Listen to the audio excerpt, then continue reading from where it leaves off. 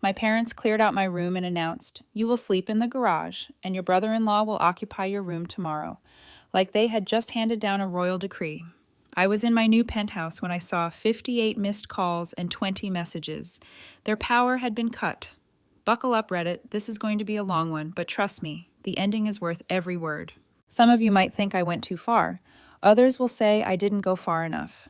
Either way, this is the story of how I went from being my family's personal ATM to watching them beg for scraps while I sipped coffee in my penthouse.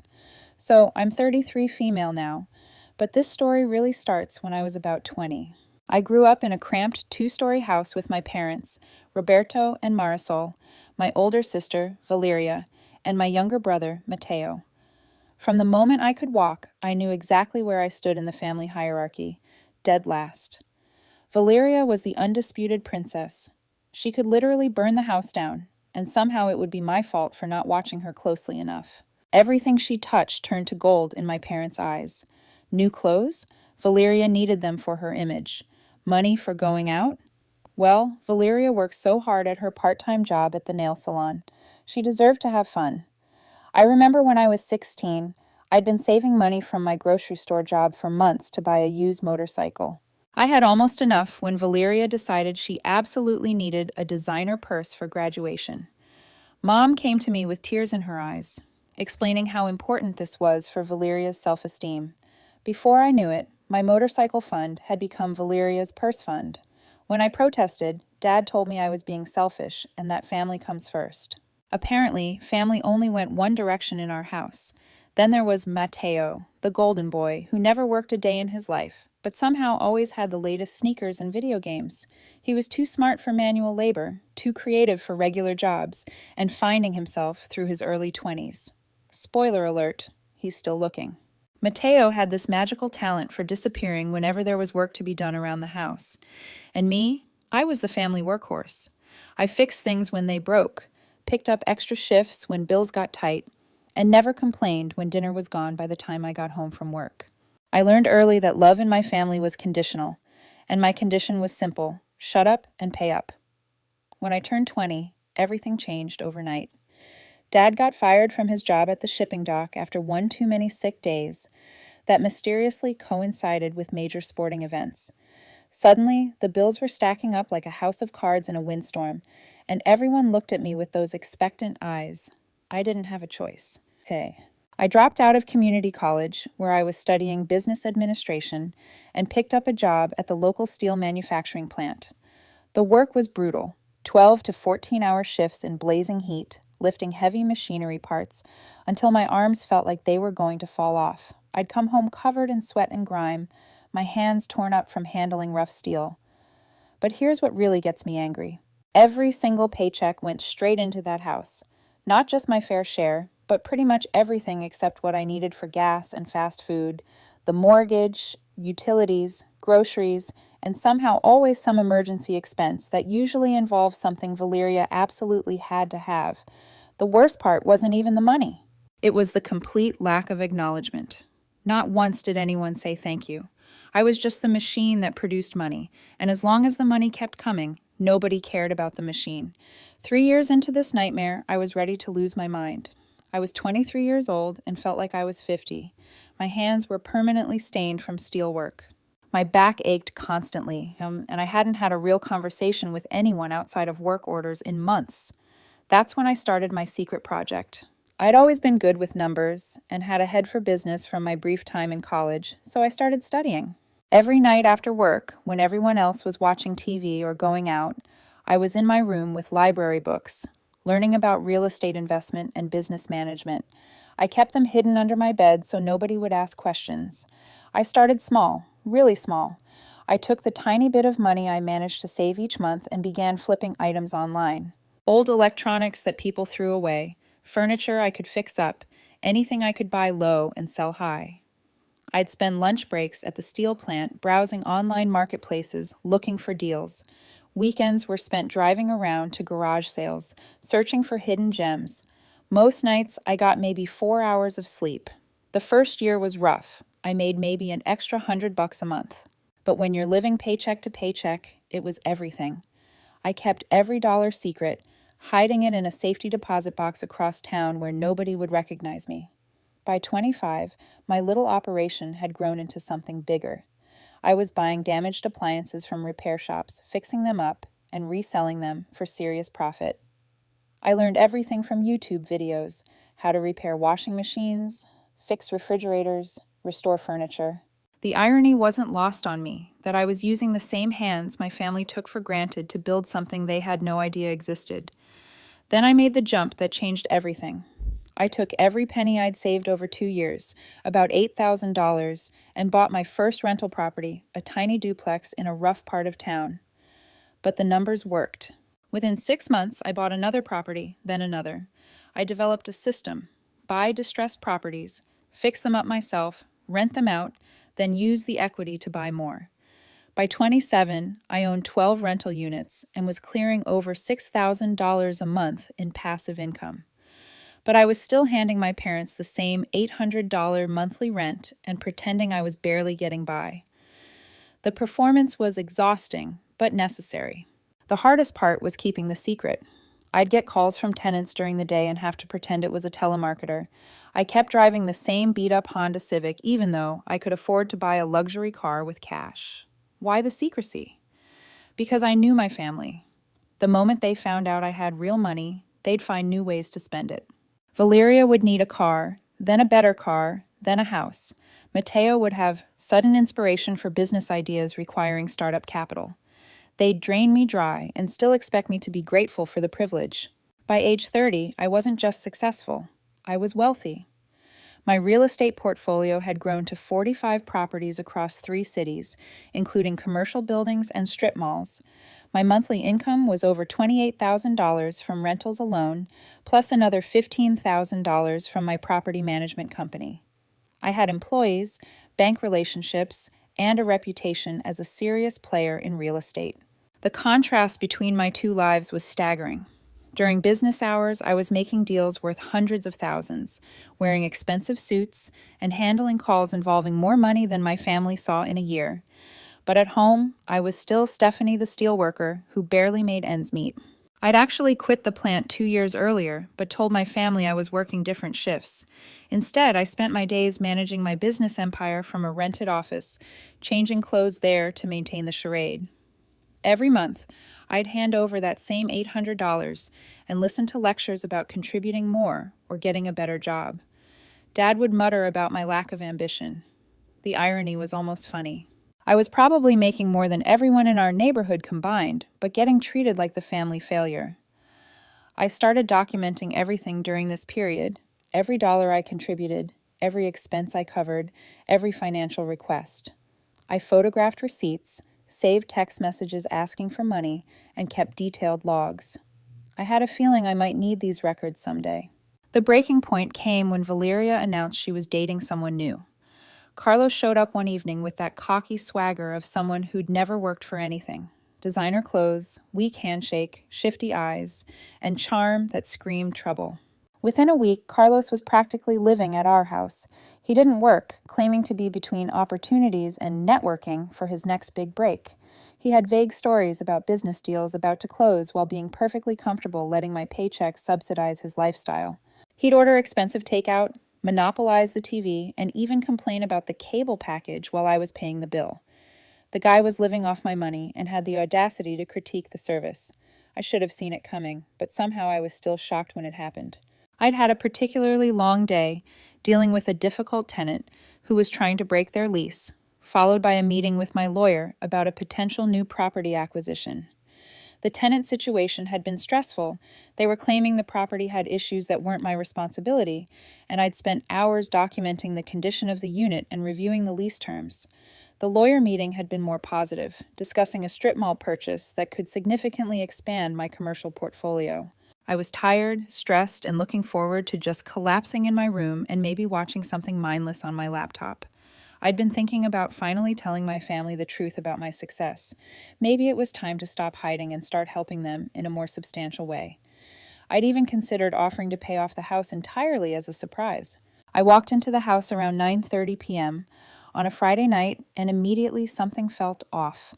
The house was too quiet, but there were voices coming from upstairs, from my room. I climbed the stairs, and as I got closer, I could hear Carlos laughing about something. There was music playing, something loud and obnoxious that I definitely hadn't left on. I opened my bedroom door and felt like I'd walked into an alternate reality. My desk was gone. My bookshelf was gone. My bed was gone. In their place was Carlos's stuff, his clothes scattered around, his shoes kicked into the corner, his cologne creating a cloud that made my eyes water. There were empty bottles on what used to be my nightstand, and the walls had been redecorated with his posters of sports cars and provocative images. And there he was, lying on a completely different bed, a king-size bed that definitely hadn't been in my room that morning, scrolling through his phone like he owned the place. When he saw me, he didn't even have the decency to look embarrassed. If anything, he looked amused. "Hey," he said, barely glancing up from his phone. "This is my room now. Your sister and parents set it up. Pretty sweet setup, right? Way better than that twin bed you had. This is a real man's room." Before I could even process what was happening, my mother appeared in the doorway with that fake, cheerful voice she used when she was about to deliver bad news. "Oh, Stephanie, good, you're home. We moved your things to the garage to give Carlos some space while he gets back on his feet. It's temporary, of course, just until he finds his own place. Isn't that nice of us to help out Valeria's boyfriend?" The garage. She said it like she was offering me a promotion instead of literally making me homeless in my own house. The garage that smelled like motor oil and had no insulation, where the temperature was either freezing or sweltering depending on the season, where there was barely enough room to walk around my father's broken-down motorcycle and boxes of Christmas decorations from 1995. I looked around my former room, the room I'd been living in since I was a kid, the room where I'd spent countless nights studying business plans and researching real estate deals, the room I'd technically been paying for as part of my monthly contribution to the household. They'd even moved my dresser, my small TV, my books, everything. It was like I'd never existed in this space. "Where's my stuff?" I asked, my voice surprisingly calm. "In the garage," Mom repeated, gesturing vaguely. "Downstairs. We set up a nice little area for you. It'll be like having your own apartment, very independent and grown up." A nice little area in the garage for the woman who'd been single-handedly keeping the family financially afloat for the past decade. That's when Dad chimed in from downstairs. "If you don't like it, you can find somewhere else to live. Carlos is family now, and family takes care of family." The words hit me like a physical blow. After everything I'd done, everything I'd sacrificed, everything I'd given up to keep this family together, they were literally willing to throw me out for some guy who'd been around for 3 weeks. Carlos was family, but I wasn't. The woman paying all their bills wasn't family, but the guy sleeping with their daughter was. I stood there for maybe 30 seconds, just taking it all in. Carlos had gone back to his phone, occasionally chuckling at whatever he was watching. Mom was looking at me expectantly, probably waiting for me to thank her for the generous garage accommodation. Dad was still grumbling from downstairs about ungrateful kids and how I should be happy they were letting me stay at all. And that's when it hit me. I didn't have to take this anymore. For the first time in my adult life, I had options they didn't know about. I had money, assets, independence, everything I needed to walk away from this situation completely. I didn't say another word. I walked to the garage, which was indeed a pathetic joke of a living space. They'd pushed some boxes aside and put my mattress on the concrete floor.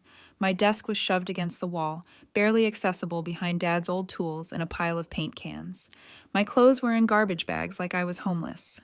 They'd even managed to break my bedside lamp during the move.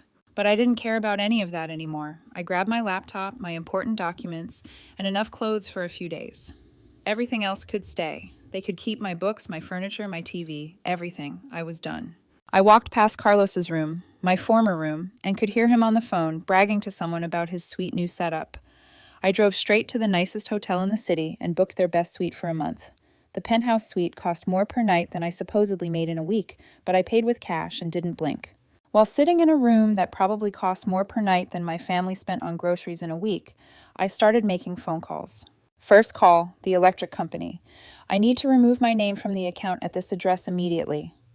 The customer service representative was helpful but confused. "Ma'am, this will leave the account without a primary holder. Are you sure you want to do this?" "Absolutely certain. Remove my name and my payment authorization today." Second call, the water department. Same message, same confusion from their end. Third call, internet provider. Same thing. "Ma'am, this will result in service termination." The other residents should contact us to establish new service. Perfect. That's exactly what I want. Fourth call, my bank, to stop the automatic mortgage payment that came out of my account every month. My banker was particularly concerned about this one. Stephanie, you've been making these payments for years. Are you sure this is what you want to do? This could affect your credit if the mortgage goes into default. It's not my mortgage. My name isn't on the deed. I've just been making payments out of the goodness of my heart. That goodness has officially expired. By midnight, I'd severed every financial connection to that house. For the first time in over a decade, not a single penny of my money would go toward keeping my family comfortable. I felt lighter than I had in years. The next morning, I called my real estate agent, a woman who'd helped me buy several properties and had no idea I was supposedly a broke steelworker living with my parents. I want to buy a condo, and I want it fast. What's your budget, Stephanie? Whatever it takes to get the nicest place available. I want to pay cash and close within 2 weeks. Cash? Stephanie, are you talking about a loan pre-approval or actual cash? Actual cash. I want to wire the money the day we agree on a property. The silence on the other end was telling. Then I'll start looking immediately. Within 2 weeks, I'd purchased a 3,200 square foot penthouse on the 32nd floor of the newest luxury building downtown. The place was incredible. Floor-to-ceiling windows with panoramic city views, hardwood floors that probably cost more than most people's cars, a kitchen with professional-grade appliances, and a master bathroom bigger than my old bedroom. The building had a concierge, a fitness center, a rooftop pool, and private elevators that required a key card to access the top floors. I paid cash, $680,000, just like that. The real estate agent, my lawyer, the building management, everyone was impressed by the speed and simplicity of the transaction. No financing, no contingencies, just a straightforward purchase by someone who clearly had their finances in order. Moving in was surreal. I'd gone from a garage with a mattress on the floor to a penthouse with more space than I knew what to do with. Every morning, I'd drink coffee on my balcony, looking out over the city, thinking about my family waking up in their house that was about to become a very different place. It took exactly 9 days for reality to hit them. That's how long it took for the first utility shutoff notice to arrive. The electric company doesn't mess around. They give you a final notice and then it's lights out. My phone started ringing on day 10. Valeria's number flashed on my screen, but I let it go to voicemail. Then she called again and again. By the end of the first day, I had 17 missed calls from her. The voicemails were something else. They started confused. Stephanie, there's some mistake with the electric bill. Can you call them? They're saying the account is in your name, but you canceled it. That doesn't make sense. Then they got frustrated. Stephanie, why aren't you answering? We need you to fix this. Carlos tried calling them, but they won't talk to him because he's not on the account. You need to call them back right now. By the end, they were getting desperate. Stephanie, please call back. The power is going to get shut off, and Carlos has important business calls to make. This isn't funny anymore. But I didn't call back. Not that day, or the next, or the day after that. I was too busy enjoying my new life. I'd wake up in my king-size bed with Egyptian cotton sheets, work out in the building's gym, have breakfast on my balcony while reading the financial news, then spend my day managing my properties and investments. The power got shut off on day 14. That's when Dad called. His voicemail was typical Dad, gruff and demanding. Stephanie, whatever games you're playing, cut it out. Get down here and fix this mess. Carlos is trying to run a business from here and you're sabotaging him. This is childish and you're embarrassing the family. Still didn't call back. I was too busy closing on another property, a small apartment complex that would add another $4,000 to my monthly income. The water got shut off 3 days later. Now Mom was calling, her voice shaky and confused. Mija, please, we don't understand what's happening. Come home so we can figure this out together. Carlos says maybe someone stole your identity. We need to fix this as a family. Home. That was rich. The place where they'd literally kicked me out of my own room wasn't my home anymore. By the end of the month, they were facing foreclosure. The mortgage company doesn't care why you missed a payment. They just want their money.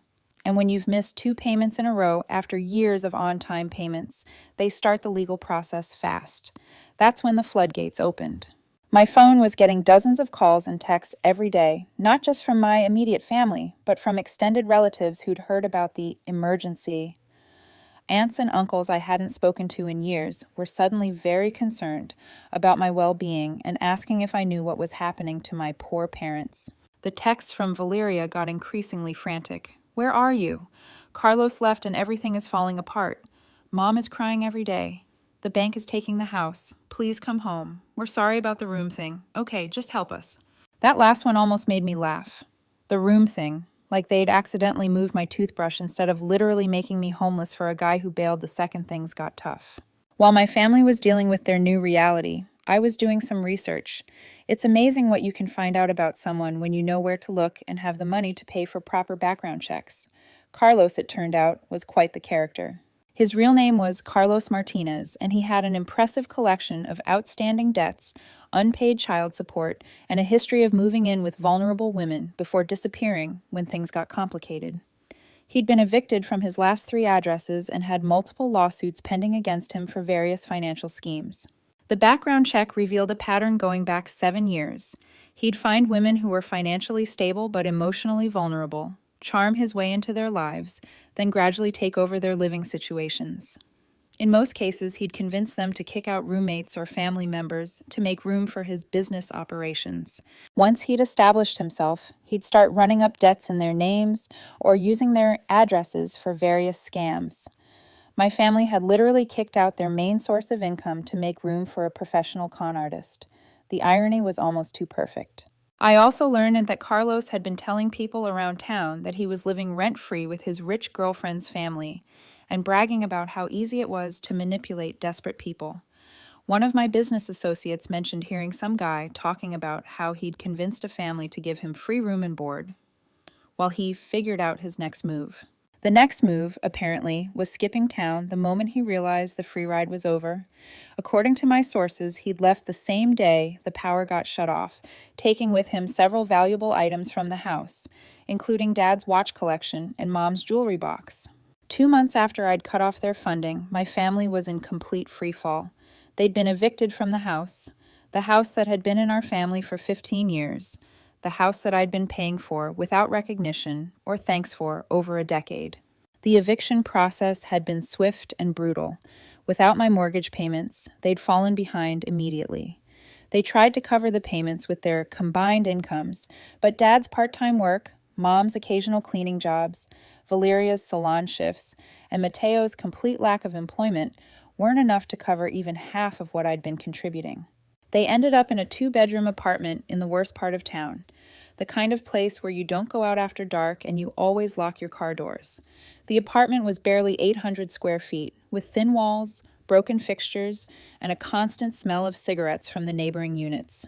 Dad had found work as a night security guard at a warehouse, making about 1/3 of what he used to earn at the docks. The work was lonely and boring, and at his age, standing for 8 hours a night was taking a toll on his health. Mom was cleaning offices downtown, leaving the house at 4:00 a.m. and coming home exhausted and sore. The work was physically demanding, and she'd never done manual labor before. Her hands were getting rough, her back ached constantly, and she'd aged visibly in just a few months. Valeria had to get a real job for the first time in her life, working the register at a discount clothing store, dealing with difficult customers, and standing on her feet for 8-hour shifts. The weekly salon visits and expensive dinners were just memories now.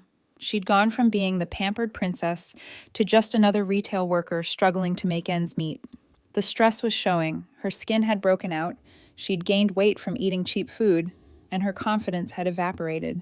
Mateo was delivering food on a scooter, finally contributing something to the household income instead of just consuming it. He'd never held a real job before, and the reality of working for tips in all weather conditions was a harsh introduction to adult responsibility.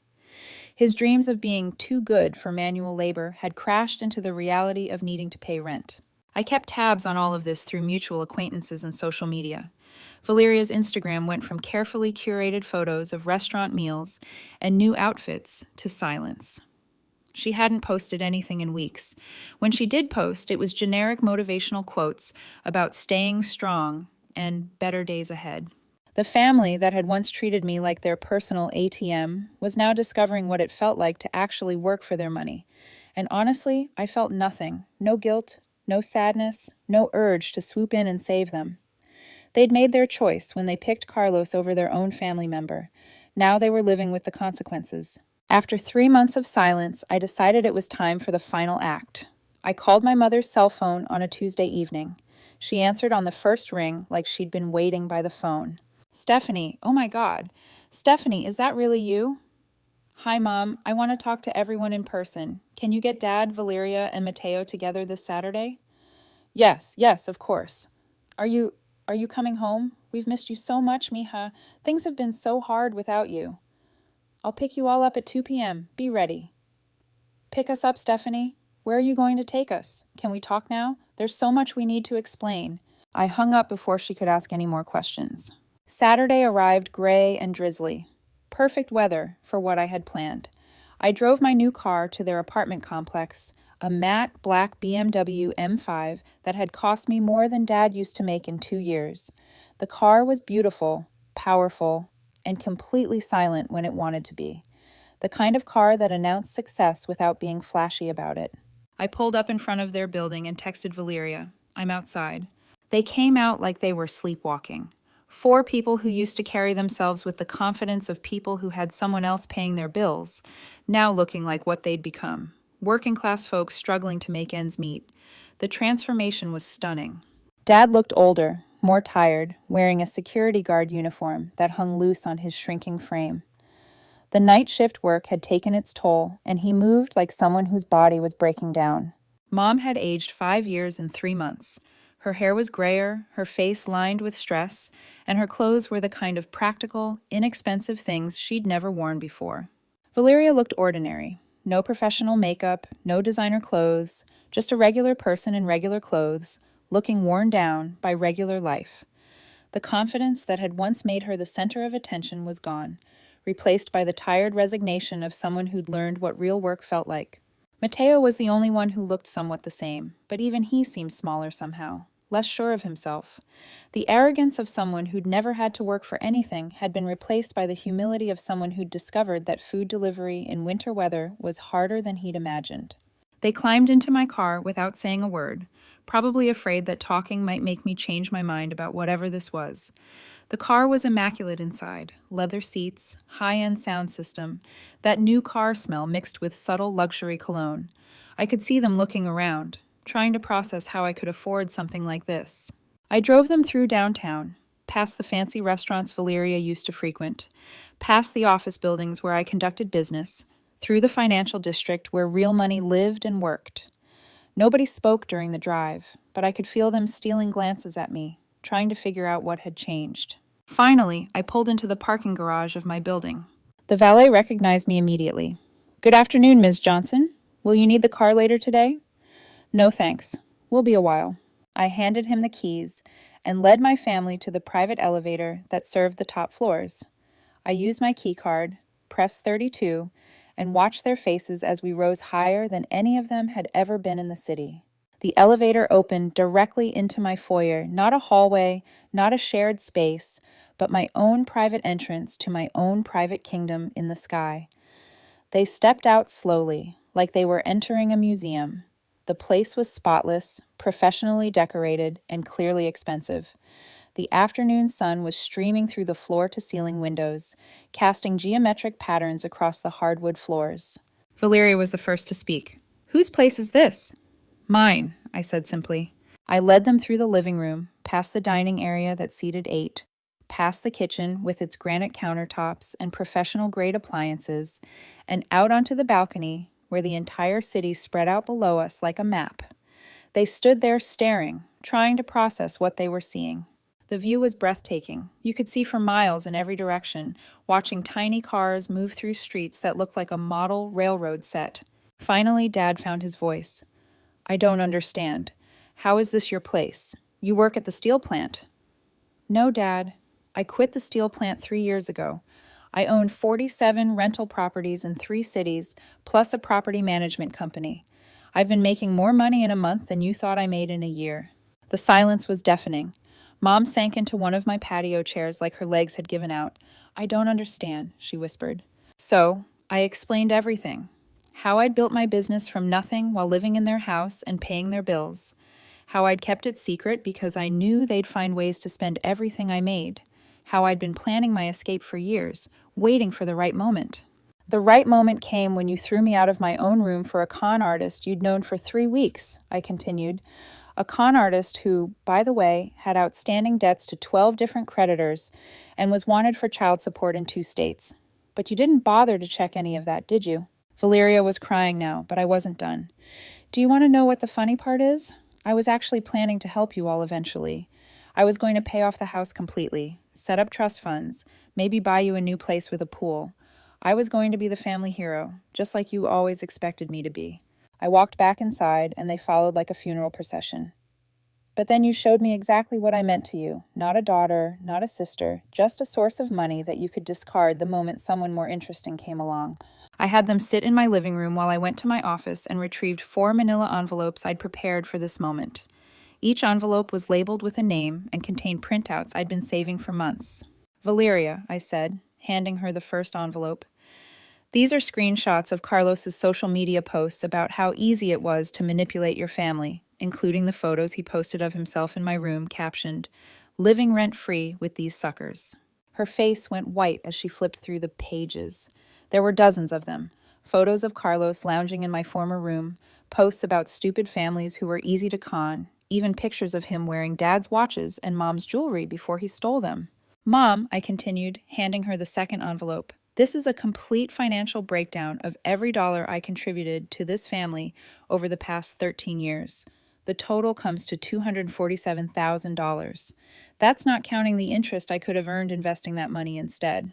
Mom's hands were shaking as she looked at the numbers, page after page of documented payments, receipts, bank transfers, and loan forgiveness.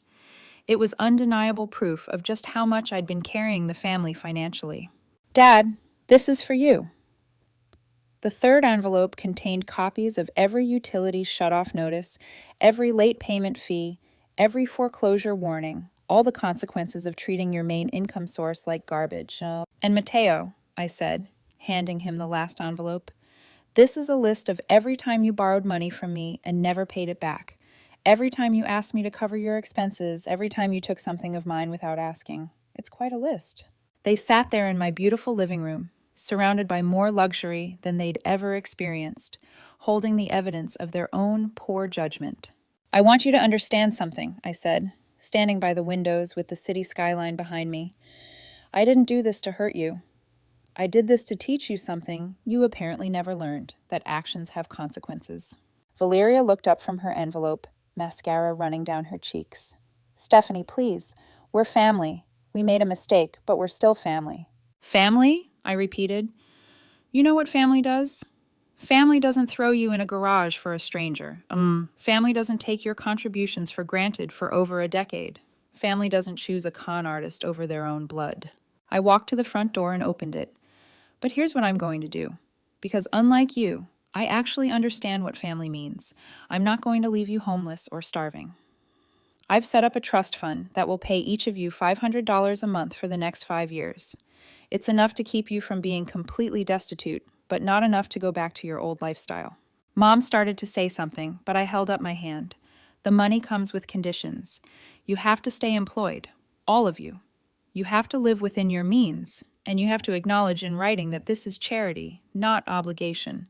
I don't owe you anything anymore. They started to get up, probably thinking this was negotiation time, but I shook my head. That's the offer. Take it or leave it. You have 1 week to decide. As they filed past me toward the elevator, each of them tried to say something. Apologies, explanations, promises to change. I listened politely and said nothing. The elevator doors closed, and I was alone again in my perfect apartment, watching the sun set over the city I'd conquered while they'd been busy taking me for granted.